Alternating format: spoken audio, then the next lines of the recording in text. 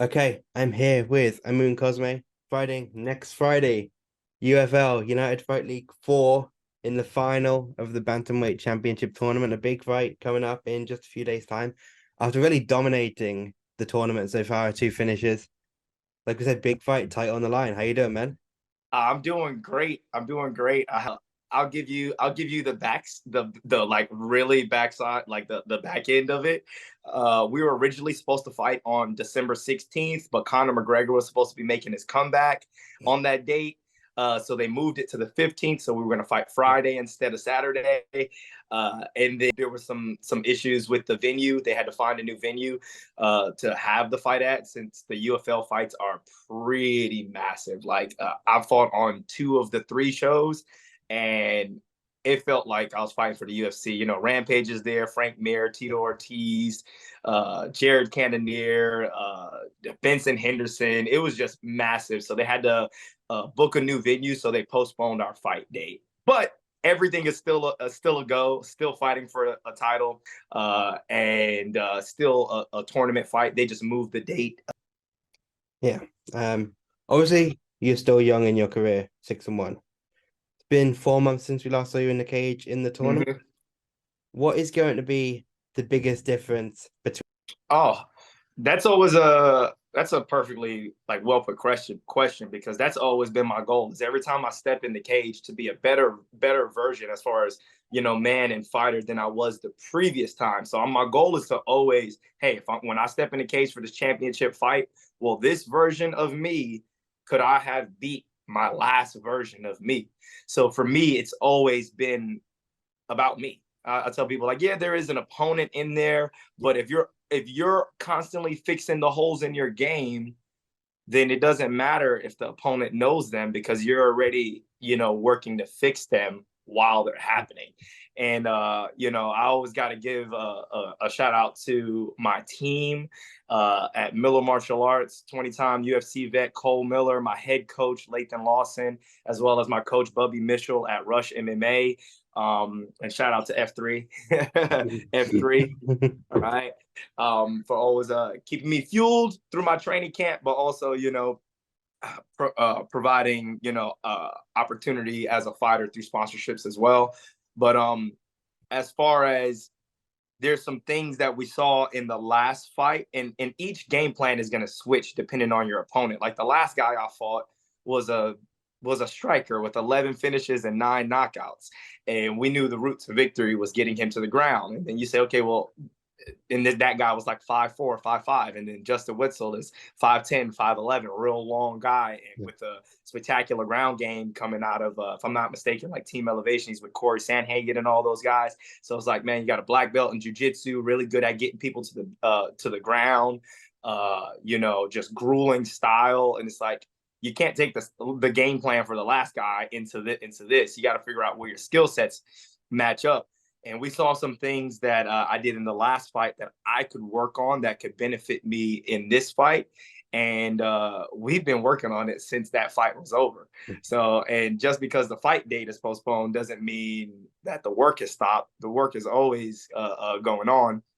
So I think the version that you guys will see for that title fight will be the absolute best version of me.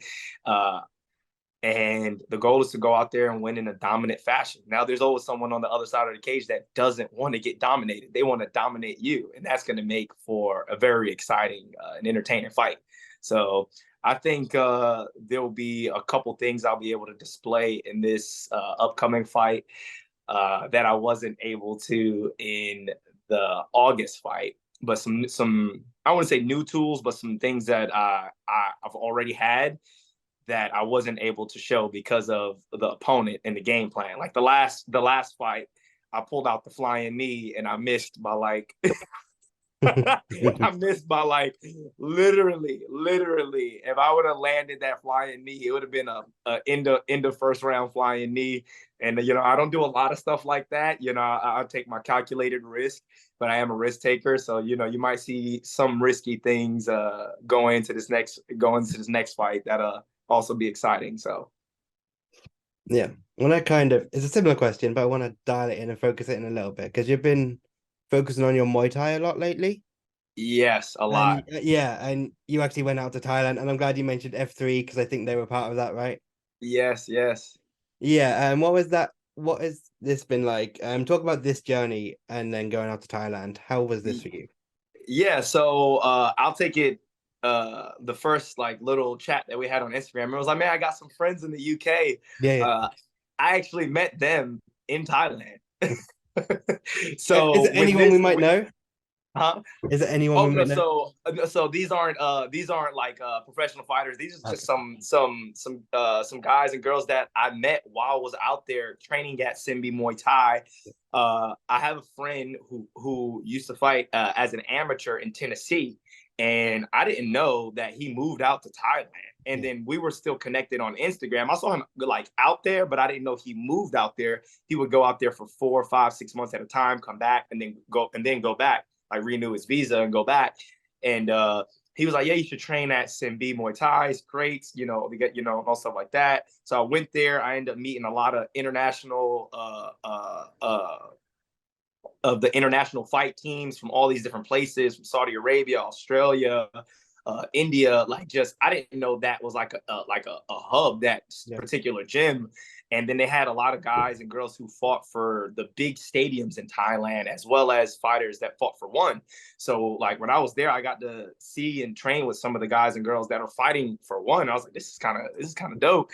It is just traditional Muay Thai, so I'm not shooting any takedowns on anyone. Yeah. But yeah, I met. Shout out to Joseph and Scott, as well as Will. Those are some of the guys that I met out there that are from the UK, and then also like London in England area. But that whole experience in Thailand was just, man, it was like a rebirth almost, because I've always loved Muay Thai, but I didn't have a chance to train it in Thailand. I had a Muay Thai coach when I first started MMA, and we always adopted certain things to an MMA style. And he always told me, man, if you ever get a chance to go over to Thailand, go to Thailand. And after February, I had that first round knockout. I raised some money. F3 was a part of that, and they helped me sponsor some of the funding to help get me to Thailand. And I spent a whole month there, and it was Muay Thai every day, twice a day, pretty much. And it was life changing, the whole experience, not just on the martial arts aspect, but going to see just how the everyone in Thailand like viewed fighting and things of that nature. And it kind of opened my eyes and the perspective different to fighting that I'd never had here in the States. So that was absolutely uh, an absolutely great thing. But one thing that makes fighters great is discipline. So I went over there to Thailand. I learned all this stuff about Muay Thai, improved my striking, my kicks, my this, my that, the third. And then my coach tells me when I come back, when we know our opponent, he's like, cool, you can't throw any leg kicks this fight. And I'm like, I'm like, man, I was just over in Thailand. Leg kicks are a pretty big part of my game in MMA, because I use it to set up other things, takedowns. I'm really heavy on the calf kick, as far as using that to get new angles and all kind of little things. Month and nothing but striking, and then my coach tells me, "Oh, for this guy, for this opponent, no leg kicks." So it was a little bit difficult in my training camp to have all these sparring sessions where I'm literally telling myself, don't throw any leg kicks. But I had to then find new ways to land other things. So then the body kick, the teeps, the push kicks, head kicks, other stuff started opening up, because I wasn't relying on something that I was already good at. I had to kind of expand my game. So if you go to the first and second round of that last fight, that first round I didn't throw that many body kicks. And then if you look at the second round, I started throwing a lot of body kicks. And when I started throwing a lot of body kicks, he was getting more desperate to kind of close the distance and come in, because he wanted to hit me with multiple power shots, but his hands were occupied because he had to respect the body kicks. So I was throwing a lot more body kicks in the second round than I was in the first round. So it was like, hey, you went to Thailand, you learned all this great stuff, and then now you got to be disciplined about not just hey, I learned all the stuff, do it, because now to put you in a bad situation. So like it's cool to have new toys to play with, but you got to be disciplined and know, what toys for what games you got to play. And that was also a learning experience in Thailand too. It's like, hey, you got these, but now you got to know when to use them. So that was kind of like just a little bit how my experience in Thailand played out in that second fight, and I think that it'll play out even more in this third fight. Yeah, it makes sense that you met these UK guys out in Thailand because there's a lot of people from this side of the pond heading over there now. A guy I spoke to a couple of weeks ago, John Mitchell, who's fighting in PFL Europe final in just a couple of hours. He's Oh been wow! he's been over there a lot at Banked Out. So Yeah, there's so many guys heading over there from this side of the pond now. I'm going to check. I'm going to check out Bangtown next time I go. I was gonna go after this title fight, but they postponed it, so I'm waiting till after the title fight. The gym that I trained at was like 5 or 7 miles from Bangkok. Yeah. So I'm like, I want to go train over there next. Yeah, you might meet John then. John Mitchell, Irish guy Yeah. in PFL. Okay. Talk to me about this tournament format because prior to being with UFL, and obviously it's a new organization, they started with the tournament. You Mm-hmm. were only really fighting once a year up until that point, on average, Uh, as a pro. all right. So there's there's so much that goes on with fighting, like what is recorded versus what's Okay. actually going Okay. on. There's Okay. so much that, like when I first started as a pro, there was, I think I had one or two pro fights, and there were like so many articles and magazine publishing, like, oh my God, like these are the upcoming fighters. And the knock on me was, man, he's just not consistent enough. He's not active enough. And I'm like, what y'all don't know is I've had 10 scheduled bouts and opponents didn't show, they missed weights, the promotion canceled this. So it's like I'm not active, like I'm not inactive because of my own No, doing. of course, of course. It's just kind of how the cards play. I can't help if me and you are scheduled to fight and you don't show up. Like, what am I supposed to do? That I don't get credit for me doing all my Yeah. work. In fighting, it's the hardest sport because people say, "Oh, do you get a win for that?" I'm like, "Yo, this is not." There is no giveaway wins in fighting. If you show up and the other guy doesn't show up, you have to fight to get a win. This is not a team sport. This is not a, hey, if you're getting blown out in the first round, in the first half, it's a mercy rule. No, this is fighting, and I would like to fight 3 to 4 times a year, and it didn't work. It hasn't worked out like that. But I've been scheduled for over 3 to 4 fights every year, Yeah. and then I just go through training camp. I can only control. The biggest thing I learned about fighting is you can only control what you can control. So I can control me going to training. I can control me doing this. I can control me signing the contract. I can control me signing up for the fight as long as I don't have any serious injury or anything that like withholds me from doing so. But I can't control the other person. I can't control the promotion. I can't control the venue. I can't control a lot of things. Um, I was scheduled for 3 fights this year, but our fight got postponed, so I only did 2. Yeah. Last year I did 3. I had 2 fights for UFC 3 fights for UFC Fight Pass. I fought 3 times on Jorge Masvidal's Icon. I won 2, and then I lost 1. Before that, I had 1 fight the year before, and it kind of looks like 1 fight a year, but that's not like the whole story. That's just kind of what the Tapology says, Yeah. but they don't see all the other fights that didn't go through, because if it doesn't go through, it doesn't get counted. But it was about 1 to 2 fights a year as a pro, which was kind of unfortunate. COVID had a huge part to play in that, because in 2020, I went pro in 2020. And I had my first fight in January. My next fight was scheduled March, and then that's when the world shut down. And then I didn't fight again until another 18 months or something like that, because it was COVID, shut everything down. It was hard to get fights and things like that. And then after that, I had 1 fight, and then I had 4 scheduled fights, and none of my opponents showed up, made weight, venue problems, all kind of stuff. Then the next year I had 1 fight, so it kind of like looked like that, but like it was just a lot of gray area in between. But yeah, my team always says, man, we would like to have in a perfect world, 3, but we like to say 3 to 4 because let's say like I get a first round knockout or a submission and I don't take much damage or any damage at all, kind of like I did in February with the Jackson Santa Cruz fight. I got the first round knockout. It's like I could have turned around and fought a month or 2 later, but I was scheduled for a August fight, so I couldn't do anything in between that 6-month period. That's why I went to Thailand because I was like, hey, look, February, I'm not fighting again until August, bro. Like I can't be in a 4-month training camp. So I said I'm gonna go do a Thailand training camp and then come back. But yeah, I'm trying to just kind of give you like the whole both sides of it. But yeah, Yeah, it was about 1 to 2 fights a year. But my team would like me to have 3 to 4 fights a year, especially currently and going forward.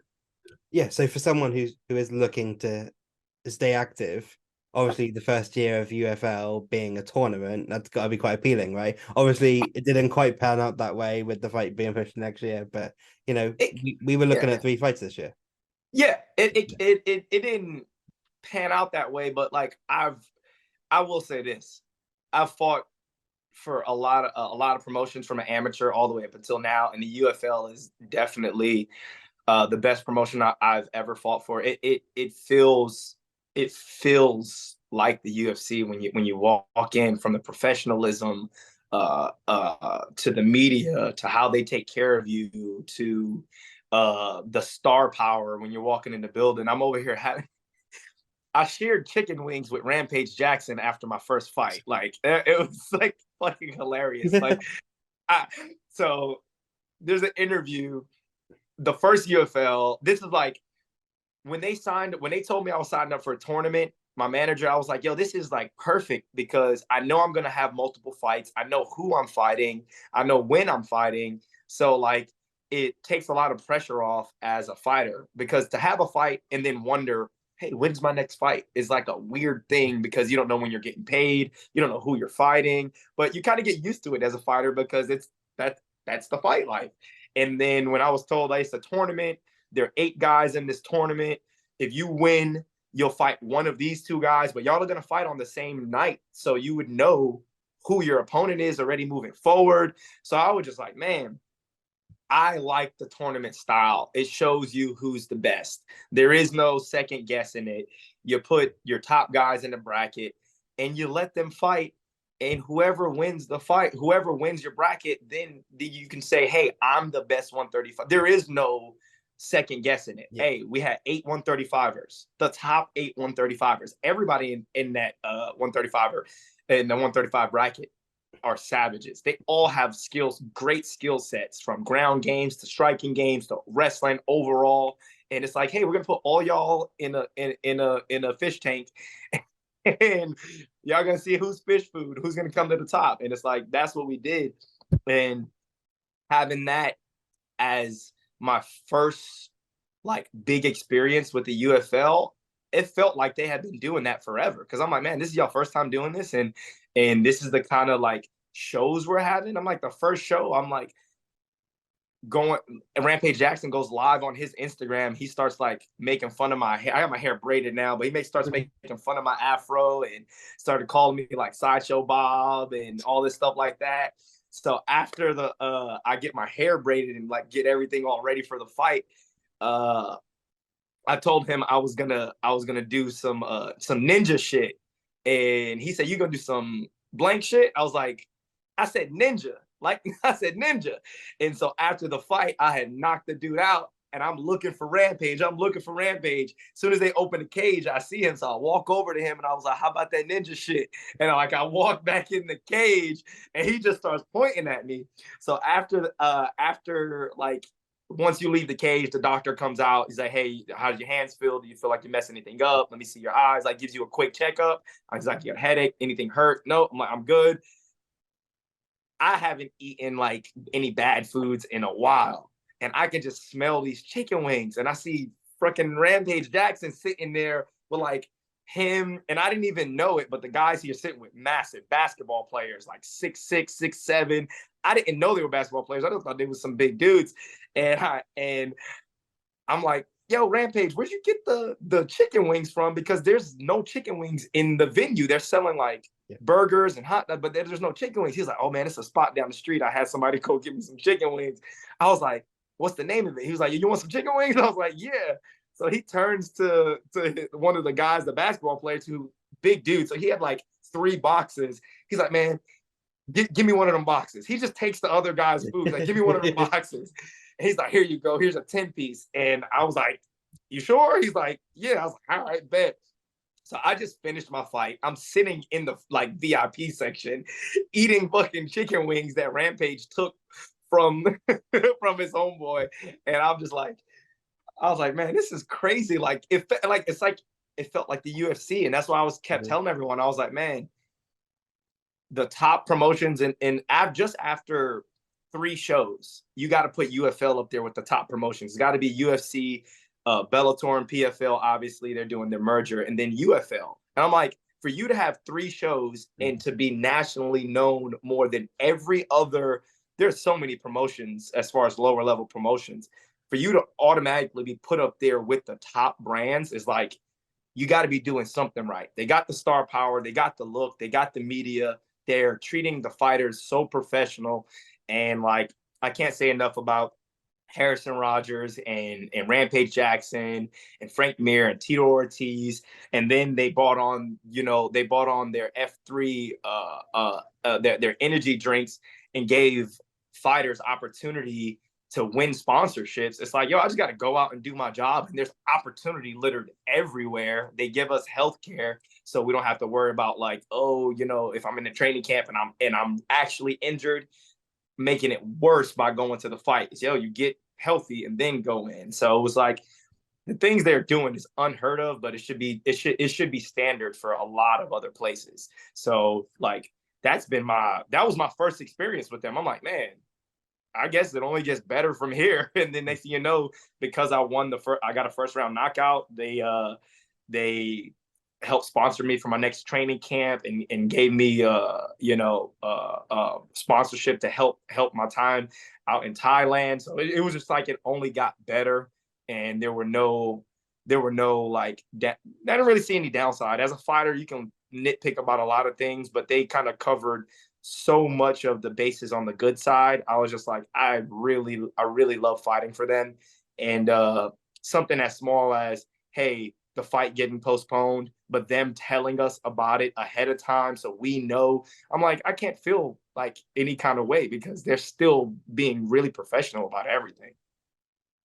They didn't tell me about the fight getting postponed. So. You got to get on the staff. Contact Harrison Rogers. Say, hey, look, I'm out here in the UK. I want to make the UK aware of the United Fight League. Yeah. Hire me, put me on staff. What do I got to do? Do I got to be an intern for a year? Let me rock UFL gear so people out here know who the United Fight League is. Tell him to fly Moon out to the UK and let me and you do some sponsors. Sounds good. That sounds good. I'm up for that. I talked to Ashley Reese, who's a UK guy who's in the welterweight final. I don't know if you're okay. Yeah. Oh yeah. So I met him, and that was another. I met him and his coach. Really cool guys. Cool guys.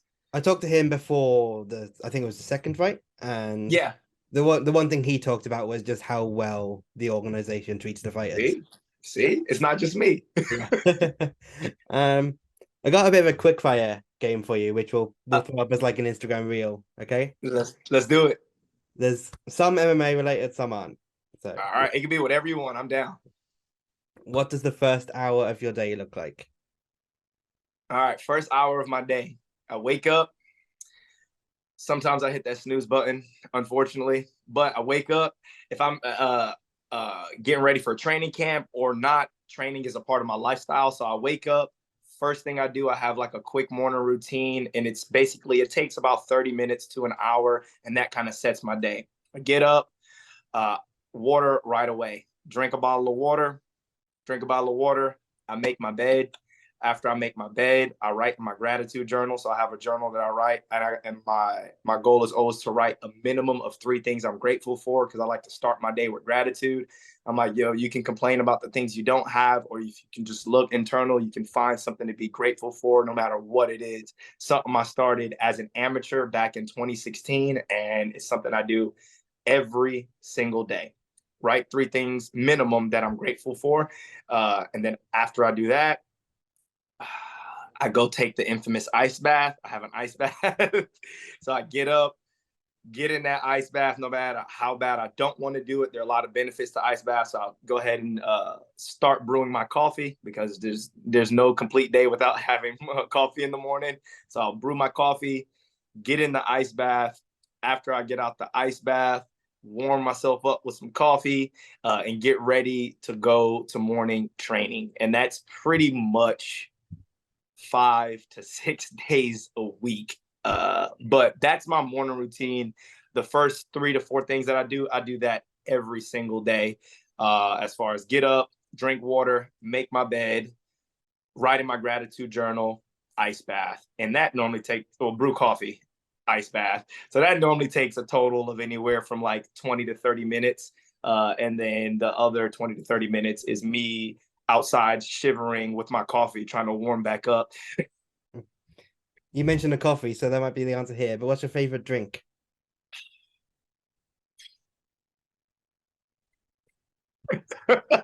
I think you hit the nail on the head. Coffee. If we're going favorite drink, coffee. I don't really drink a lot of extra stuff, and not just because they sponsor me, but F3 Of has course, some. of course, of course. Look, I'm not big on energy drinks because I don't like to put a lot of extra bull crap in my body. But F3 is like clean energy, and I was kind of leery when I first got the sponsorship. I was like, man, I don't even drink energy drinks. And then I read the ingredients and saw that they're doing clean energy, and I was like, oh my god, all these are natural ingredients. Caffeine is from green tea extract. There's no sugar. There's no additives. There's no this. Like if you I don't know if you see that everything in there is ginseng, amino acids, theanine, ginkgo biloba. It's like, what are we doing?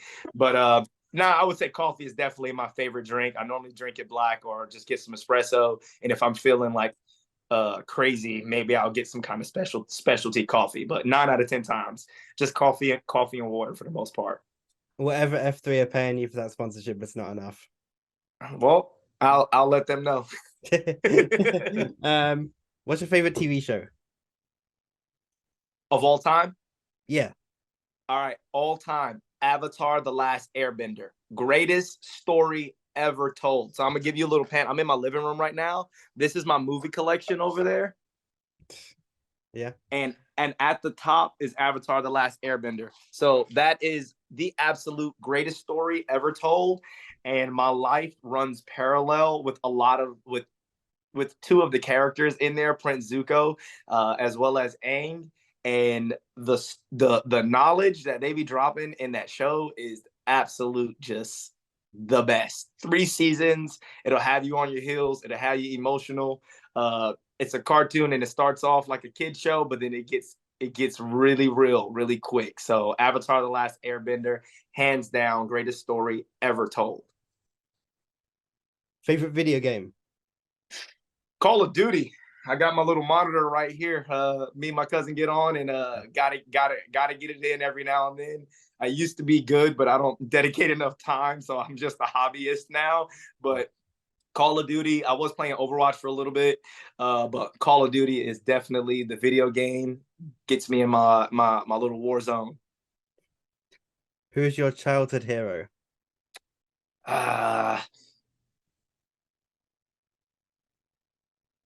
Don't have one.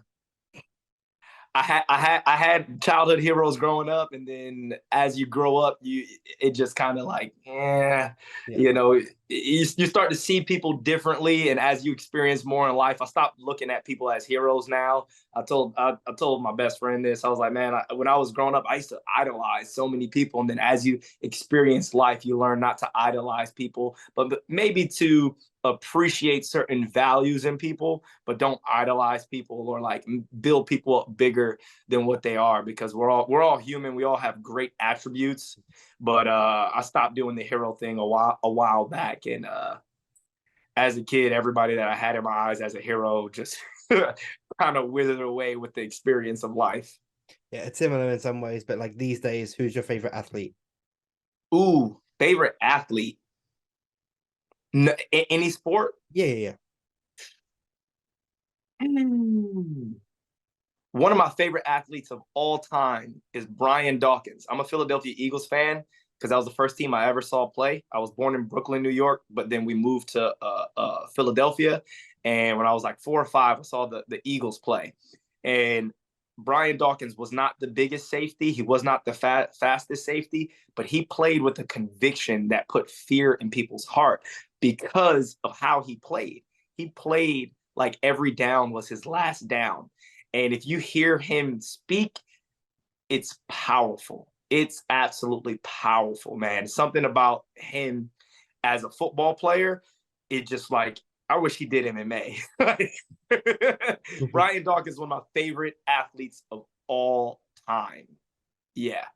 Him and then Adrian Peterson as well. What's your favorite submission? Armbar. I got 4 armbar submissions. I got 4 armbar victories. And the crazy part about it is I have one from every different position. I have an armbar from guard, a finish from an armbar from guard as an amateur. I have an armbar from side control as an amateur. That was my first ever victory as an amateur. Then I have an armbar from turtle position, and then I have an armbar from mount position. So I got 4 armbar victories, and maybe we'll see it from another crazy position sometime soon. Yeah.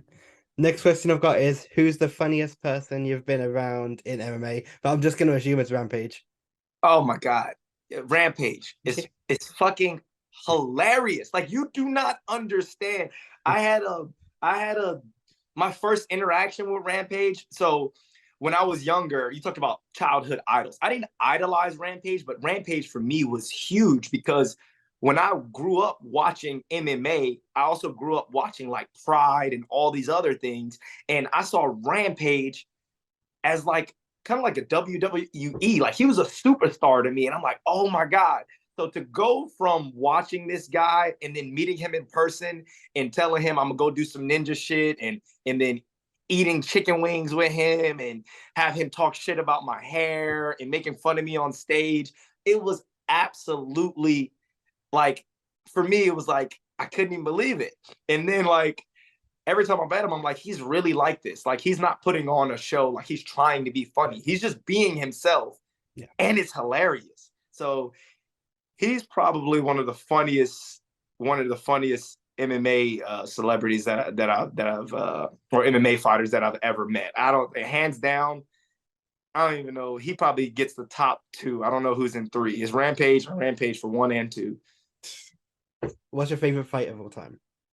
Favorite fight or fighter? Fight. Fight. I love a good war and a good comeback. I love fights that have good drama. Up there, I would say is the Izzy Gastelum fight, because that was absolutely nuts. Jose Aldo is one of my favorite fighters. But as far as one of my favorite fights of all time, I don't even remember the name of the guy he was fighting. But Darren Elkins, the Damaged, was fighting a guy and was getting absolutely destroyed. When I say destroyed, I mean, I'm watching this fight, and as a fighter, I'm like, bro, they need to.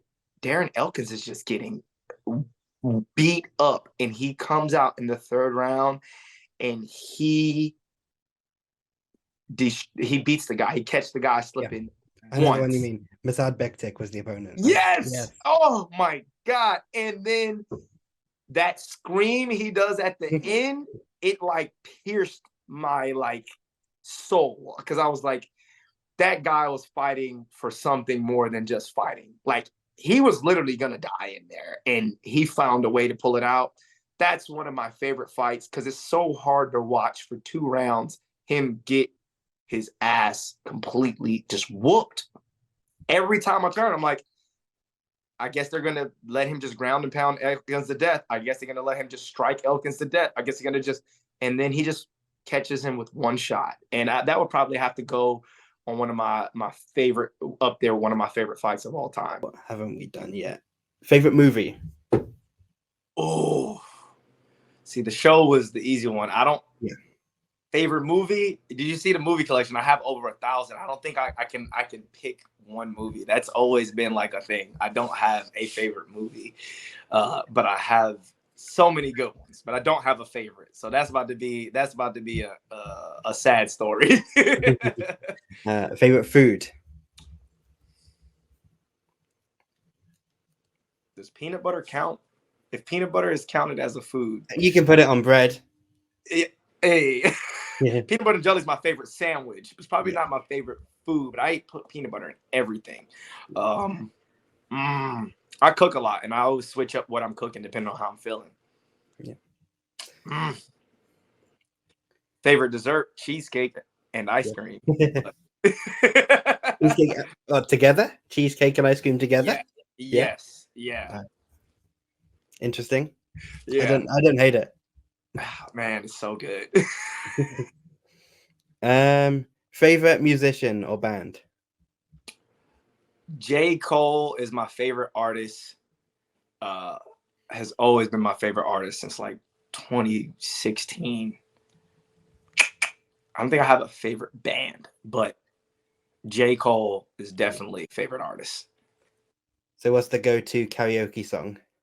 Go-to karaoke song. Oh, you just say karaoke, and all I heard in my head was "Don't Stop Believing." Oh. All right. Favorite place to go on vacation?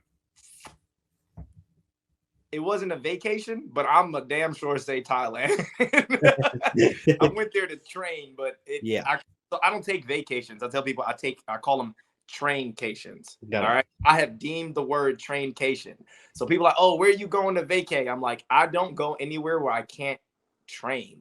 Like, training is also what I love to do, and I love to learn martial arts. So whenever I go somewhere, I'm like, where's the closest gym? What do they train? Is it MMA, Muay Thai, Jiu-Jitsu, whatever? I don't care. That's what I love about MMA. It's mixed, so I can train at any gym anywhere. So yeah, traincation. Best traincation ever was Thailand. Yeah. And finally, who's your favorite fighter? I know you mentioned Aldo, you mentioned Rampage, but who's your favorite fighter? Aldo is one of my favorites of all time. Yeah. I always did like I can't pick one. It has to be like a top 5, top 10, because fighting is so many different weight classes, so many different styles, so many different this. But I would say growing up, because Aldo was like closer to like my size, like a normal size human being. Rampage is not a normal size human being. I'm not 6'2", 240, 230, 250. But yeah, watching Jose Aldo and like his striking and his leg kicks, that probably had a huge influence on when I first started. I was just like, man, like this guy is him, Dominic Cruz, and all those in the lower weight classes. I really looked at and was like, oh man, these guys, TJ Dillashaw, just. But let's go Jose Aldo. Okay, that'll do it for the quick fire. So just finally, give us a hard sell. When yourself, Justin Wessel, finally step into the cage in January. Yeah. What can people expect? Oh, expect the unexpected. All right, it's the fight game. Yeah. Excitement, fireworks, and everything leading up to the fight, but getting into the actual fight, I've said it before. You can expect a disciplined version of me, but also an exciting fight, because that's why people tune in. You want to see the best fight. You don't want to see nothing boring. People laying on each other and just holding each other against the cage. That's not my fighting style. That's not his fighting style. He has a grueling drown you kind of fighting style, and I have a finisher's mentality, and so does he. So I do not expect this to go 5-5s. I can tell everybody out there, if you're gonna expect anything, expect one man to be walking away while the other man is on the ground, either asleep or damaged beyond repair. So that's your hard sell. And if you watch my fights or my pre-fight interviews, post-fight interviews, you know that I don't lie about what happens in the cage, right? All right. Just finally, we're going to wrap up here. Just give you a chance to shout out some sponsors. Any more shout outs you want to give? You can hold that can up again. It's fine. Oh, yeah. You already know. Yeah. I want to give a shout out first of all to my coaches and my team. First and foremost, Lathan Lawson, Bubby Mitchell, Cole Miller here, helping put Middle Georgia MMA on the map. But also every last one of my training partners, from Chase Boutwell to Quentin Culpepper, Jesse James Wallace, also my manager, but also a training partner. My sponsors, Nurturing Minds is my mom's tutorial business, F3 Energy, as well as Morton Electric. Shout out to Vic Spitz and sponsors in the past that helped get me to where I'm currently at now. Thank everybody. And yeah, I always finish. Also, Lunar Unlimited. This is my own personal brand. So my name is Amun Cosme. My fight name is Moon. So I have a brand called Lunar Unlimited. Shout out to Millions. They also help sponsor me and provide a platform for athletes to do live shows, sell merchandise, memorabilia, do all those kind of things. So check out my Millions. You just go on millions.co, type in Moon, and you can get Moon merch. You can get Lunar Unlimited merch. You can book me for events, all that fun stuff. And I always say two things every interview, every morning when I wake up. It's a good day to be alive and an even better day to be great. So get up and get to the grind, whatever that may be for you. Perfect ending. I want to thank you for taking the time today, Amin, and I appreciate it. best of luck, and looking forward to see you in the cage.